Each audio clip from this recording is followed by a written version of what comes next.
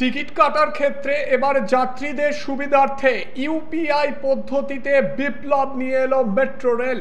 পকেটে খুচরো না থাকলেও এবার সহজে মেট্রোতে যাতায়াত করতে পারবেন আপনি। আর এই ইউপিআই পদ্ধতিতে কিভাবে কাটতে হবে টিকিট সেটিও জানিয়ে দেওয়া হয়েছে মেট্রোর পক্ষ থেকে। প্রথমে পরীক্ষামূলকভাবে শুরু করা হয়েছিল, বর্তমানে সব স্টেশনে ইউপিআই এর মাধ্যমে টিকিট কাটার পদ্ধতি শুরু হয়ে গিয়েছে। স্মার্ট কার্ড রিচার্জ করা বা টোকেন কেনার সময় সঙ্গে যদি পর্যাপ্ত খুচরো না থাকে তাহলে তা ইউপিআই পদ্ধতির মাধ্যমে টিকিট কেটে নেওয়া যাবে। এক্ষেত্রে যাত্রীকে কাউন্টারে গিয়ে প্রথমেই জানাতে হবে যে তিনি ইউপিআই পদ্ধতিতে পেমেন্ট করতে চান। তাহলে কাউন্টারে বসে থাকা মেট্রো কর্মী তাকে একটি কোড দেবেন, সেই কোড ভেসে উঠবে বড় স্ক্রিনে। সেই কোড স্ক্যান করলেই করা যাবে পেমেন্ট। সমস্ত কাউন্টারে এই সুবিধা রাখা হয়েছে বলে মেট্রো রেল কর্তৃপক্ষের তরফে জানানো হয়েছে।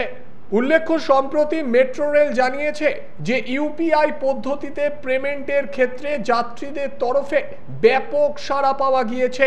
এক প্রেস বিজ্ঞপ্তিতে মেট্রো জানায়, ইউপিআই পদ্ধতি চালু হবার পর থেকে এই সিস্টেমে পেমেন্ট করার ক্ষেত্রে যাত্রীদের মধ্যে ব্যাপক উৎসাহ লক্ষ্য করা গিয়েছে। এতে একদিকে যেমন সময় বাঁচছে, তেমনি খুচরো নিয়ে ভোগান্তিও এড়ানো সম্ভব হয়েছে। মেট্রো জানাচ্ছে, জুলাইয়ের প্রথম সপ্তাহে প্রায় 25% যাত্রী এই নতুন সিস্টেমকে বেছে নিয়েছে। এক্ষেত্রে দক্ষিণেশ্বর, বড়নগর, এসপ্ল্যানেড, রবীন্দ্র সরোবর, গীতাঞ্জলি, শিয়ালদা, হাওড়া এবং হাওড়া ময়দানের মতো স্টেশনগুলিতে টোকেন, স্মার্ট কার্ড কেনা এবং স্মার্ট কার্ড রিচার্জ করার জন্য সবচেয়ে বেশি পরিমাণে ইউপিআই লেনদেন নথিভুক্ত হয়েছে। প্রসঙ্গত, যাত্রীদের সুবিধার জন্য একদিকে যেমন একের পর এক নয়া করিডোরে কাজ করছে কলকাতা মেট্রো রেল কর্তৃপক্ষ, অন্যদিকে তেমনি উন্নত মানের সুযোগ সুবিধাও আনা হচ্ছে। আরও বেশি করে জোর দেওয়া হচ্ছে যাত্রী স্বাচ্ছন্দ্য ও যাত্রী নিরাপত্তায়।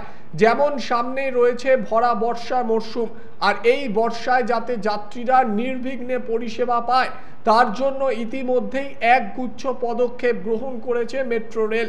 যে কোনো রকম পরিস্থিতি মোকাবিলার জন্য প্রস্তুত থাকতে বলা হয়েছে কর্মীদেরও।